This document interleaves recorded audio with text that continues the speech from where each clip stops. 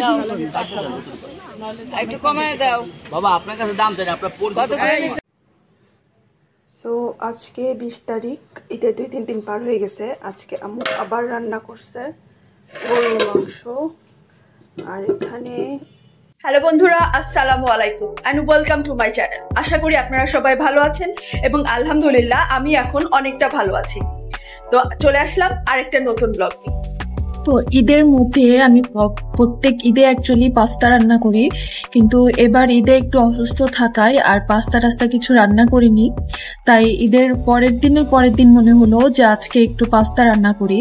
আর এবার রান্না করার জন্য আমি একটু এরকম কালারফুল পাস্তা নিয়ে এসেছিলাম, যা দেখতেও ভাল লাগে আর কি। কালারফুল পাস্তাটা অ্যাকচুয়ালি কালারফুল হলে আমার কাছে খুব বেশি ভালো লাগে। আমি সবসময় একটু কালারফুল সবজি দিয়েই পাস্তা রান্না করি। সো এই জন্য এবার পাস্তাগুলোই কিনে নিয়ে এসেছিলাম কালারফুল, তাই ঈদের পরের দিন রান্না করলাম আর কি। আর এই ছিল আমার রান্না করা পাস্তা আর কি। পাস্তার ভেজিটেবল ছিল ক্যাপসিকাম আর গাজর, আর তেমন কিছু ছিল না, কিন্তু পাস্তাটাই ছিল আসলে কালারফুল, সেজন্য দেখতে অনেক ভালো লাগছিল। স্বাদও খুব একটা ভালো ছিল তা বলবো না, তবে মোটামুটি ছিল। অসুস্থ থাকার পরেও আর কি রান্না করার শখ যাকে বলে। আর এর পরের দিন রান্না করলাম একটু যে পাকিস্তানি সেমাই বলে, যেটাকে আর কি। এই সেমাইটা আমি প্রত্যেক ঈদে রান্না করি, তবে ওই যে বললাম অসুস্থ থাকার কারণে এবার আর তেমন কিছু করিনি। এটাও আসলে ঈদের কয়েকদিন পরে রান্না করলাম। ঈদের দিন আর তেমন কিছু রান্না করিনি, শুধু লাচ্ছা সেমাই রান্না করেছিলাম। সো আজকে 20 তারিখ, এটা 2-3 দিন পার হয়ে গেছে। আজকে আম্মু আবার রান্না করছে গরুর মাংস। আর এখানে বুটের ডাল দিয়ে যে মাথার মাংস, সেটা রান্না করছে, সাথে একটু ছোট মাছের ট্যাংরা মাছের চচ্চড়ি বেগুন দিয়ে। আর এখানে হচ্ছে চপ।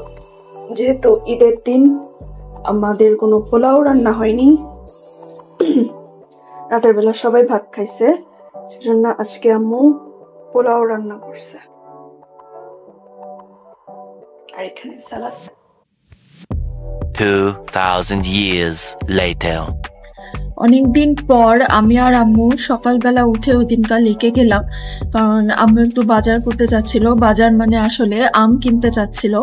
সো আম্মু বললো ভোরবেলা লেকে গেলে হয়তো পাওয়া যাবে, কিন্তু আমাদের ধানমন্ডিতে অবস্থা এখন এমন হয়েছে যে সকালেও কোনো বাজার বসে না এবং সারাদিনও আসলে তেমন কোনো সবজিওয়ালা পাওয়া যায় না, যার কারণে আমাদের জন্য বাজার করাটা একটু কষ্টসাধ্য হয়ে গেছে। কিন্তু একদিক দিয়ে ভালোই হয়েছে, জায়গায় জায়গায় এরকম সবজিওয়ালা বসে না, মানে রেসিডেন্সিয়াল আর কি থাকে।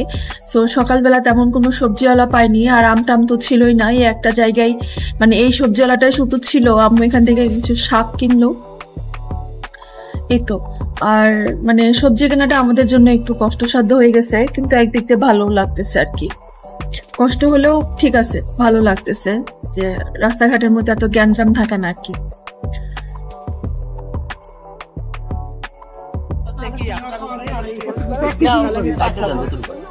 একটু কমায় দাও বাবা, আপনার কাছে দাম চাই আপনার কত করে নিচ্ছেন আপা? 180 180 করে কয় দেবো? 2 কেজি কমায় না, 250 গ্রাম। আমার 1 কেজি মিলাই দাও, আমি 250 গ্রামের দরকার নেই। এত অনেক সময় লাগে কিলো তাহলে কমই দাও, 3টা কিলো দাও। 125 চামড়া। আর যেহেতু সকালবেলা বেরিয়ে হয়েছিলাম, সো আম্মুকে বললাম আম্মু চলো একটু নাস্তা খেয়েই যাই একদম। তাহলে আর ওই দিনকার সারা রাতে ঘুমও হয়নি, সো চিন্তা করলাম বাসায় গিয়ে আবার নাস্তা টাস্তা কি বানাবো। সো আমি আর আম্মু দুজনে মিলে লেক থেকে বসে একদম নাস্তা করেই গেলাম, যে বাসায় গিয়ে নাস্তা টাস্তা করে গিয়ে একটা ঘুম দিব, আর তারপর দুপুরে উঠে আম্মু রান্না বান্না করবো আর কি।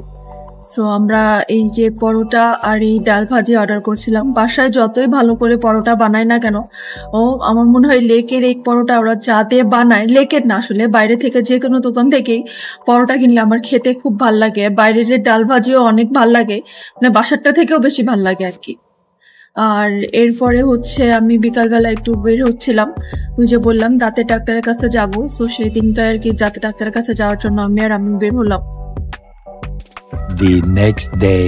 এর পরের দিন আমাদের ব্যাংকে একটু কাজ ছিল, সেই কাজকর্ম সেরে আমি আর আম্মু বসুন্ধরায় গেলাম। মোস্তফা মাঠ থেকে আম্মুর কিছু কেনার ছিল সেজন্য, কিন্তু বসুন্ধরা আসলে কাজকর্ম হওয়ার পরে আমরা অনেকদিন যাইনি, তাই মোস্তফা মাঠ খুঁজে পাচ্ছিলাম না। পরে দেখলাম যে 5 তলায় মোস্তফা মাঠ নিয়ে গেছে, আগে যেখানে নিচে ছিল। তো সেখান থেকে আর কি আম্মু তার কিছু জিনিস কিনতে চেয়েছিল, কিন্তু সেই জিনিস আর কেনা হয়নি, কারণ সেখানেও ভালো পাচ্ছিল না আর কি। সো অনেকদিন পর আসলে বসুন্ধরায় গেলাম আমরা। আর এরপরে বসুন্ধরায় গিয়ে তারপর যেহেতু গেছিলামই আর কি, সো আম্মু বললো যে চল একটু ইনফিনিটি থেকেও ঘুরে আসি। আর অনেক জায়গায় দেখলাম সেল চলতেছে, সো সেল চললে তো আমাদের বাঙালিদের মাথা খারাপ হয়ে যায়, মনে হয় কিছু না কিছু কিনতেই হবে। সো আমি আর আম্মু ইনফিনিটি খুঁজতেছিলাম।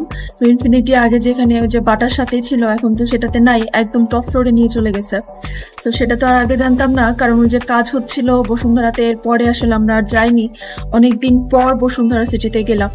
সো আমি আর আম্মু প্রায় বসুন্ধরা মানে মানুষকে জিজ্ঞেস করতেছিলাম কই নিয়ে ইনফিনিটিটা কোথায়।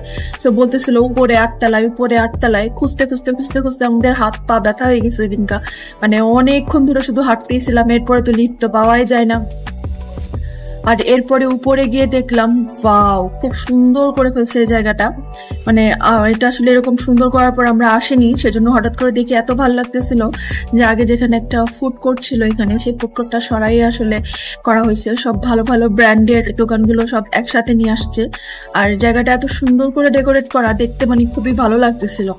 মানে মনেই হচ্ছিল না যে বসুন্ধরার ভিতরে, কারণ বসুন্ধরা সুন্দর হলেও এরকম মানে যেতে যেতে এমন কমন হয়ে গেছিল। আর এই জায়গাটা এত সুন্দর লাগতেছিল দেখতে, মনে হচ্ছিল না যেটা বসুন্ধরার ভেতরেই ছিল। মানে ভেতরে জামা কাপড় কি দেখবো, আমার তো আশপাশটা দেখতেই বেশি ভালো লাগতেছিল। তো এরপরে এরও উপরে ছিল ইনফিনিটি আর কি।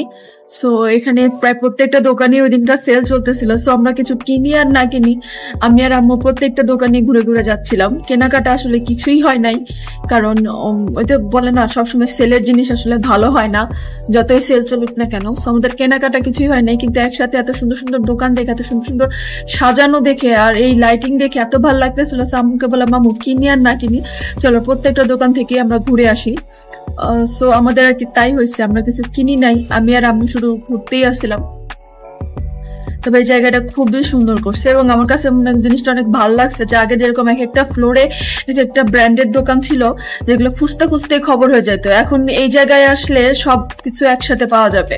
কেনাকাটারও অনেক সুবিধা হয়েছে আসলে এই ব্যাপারটা করে।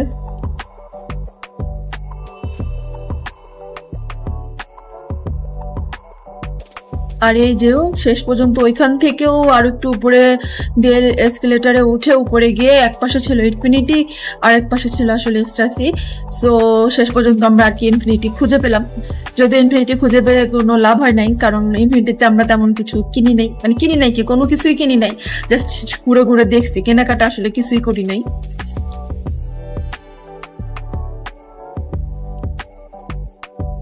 সো অনেক টায়ার্ড হয়ে শেষ পর্যন্ত আমরা বসুন্ধরা থেকে বের হয়ে চলে আসলাম।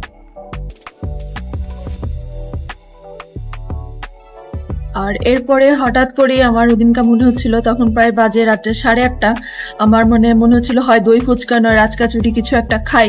অর্ডার দিতে যাচ্ছিলাম, কিন্তু কোনো মানে ফুড পান্ডা বা পাঠাও কোথা থেকে অর্ডার দিতে পারছিলাম না। শেষ পর্যন্ত ভাইয়াকে বললাম ভাইয়া চল যাই, যে ওদের দোকানটা এখনো খোলা আছে, আজকে রাজকাচুরি খাই, আমার খাইতে খুবই ইচ্ছা করতেছে, মানে এত দাঁত ব্যথা তাও খাওয়ার লোভ কমে না, কিন্তু রাজকাচুরি দই ফুচকা এগুলো দেখলে আমার মাথা আসলে ঠিক থাকে না। সো আমি আর সামি শেষ পর্যন্ত চলে গেলাম ডোসা এক্সপ্রেসে, ওইখানে গিয়ে রাজকাচুরি অর্ডার দিলাম, তারপর বাসায় এসে শান্তি মতে রাজকাচুরি খাইছি। আসলে ওই দিনকা মানে রাজকাচুরি খাওয়ার জন্য আমার জানটা বাইর হয়ে যাচ্ছিল, শেষ পর্যন্ত আলহামদুলিল্লাহ খেতে পারছি এবং খুব শান্তিতে খাইছি, দাঁতে খুব একটা প্রবলেম করেন। আর ওই দিনকা মেবি পূর্ণিমা ছিল, মানে চাঁদটা দেখতে এত ভাল লাগতেছিল মানে বলার মতো না। আর এই সময়টা অবশ্য ফজরের নামাজের পরে ছিল, কিন্তু এরপরেও চাঁদটা দেখতে এত সুন্দর লাগতেছিল। সো আমার ঘরের জানলা থেকে আমি যতটুকু ভিডিও করতে পারছি ততটুকুই করছি আর কি, খুব একটা ভালো আসে নাই, কিন্তু এত সুন্দর লাগতেছিল যে কিছু ছবি না তুলে আমি আর পারলাম না। তো বন্ধুরা এই ছিল আমার আজকের ভিডিও। অ্যাকচুয়ালি আমার অবস্থা খুব একটা ভালো না, আমি আপনাদেরকে বলেছিলাম যে আমার দাঁত ব্যথা, মাঝখানে সে দাঁত ব্যথা একটু ভালো হয়ে গেছিল, কিন্তু আবার নতুন করে ব্যথা শুরু হয়েছে এবং অসম্ভব ব্যথা ছিল, যার কারণে এই কয়দিন তেমন মানে কোনো ভিডিও করতেও পারিনি, তেমন কিছু আর আপলোডও করিনি। কিন্তু আজকে একটু ব্যথাটা কম, মানে অনেক ওষুধ খাওয়ার পরে আজকে একটু ব্যথাটা কম, তো সেজন্য মনে হলো টুকটাক যেসব ভিডিও করেছি সেসব একসাথে করে আজকে আপলোড করে দেই। তো যদি আপনাদের কাছে ভিডিওটি ভালো লেগে থাকে তাহলে অবশ্যই লাইক দিবেন, আর যারা এখনো আমার চ্যানেলটি সাবস্ক্রাইব করেননি প্লিজ আমার চ্যানেলটি সাবস্ক্রাইব করে আমার সাথেই থাকবেন। আমার পরিবারের জন্য দোয়া করবেন, আমার জন্য দোয়া করবেন যেন আমার দাঁত ব্যথাটা ভালো হয়ে যায়, আর নিজের পরিবারেরও খেয়াল রাখবেন। আল্লাহ হাফেজ।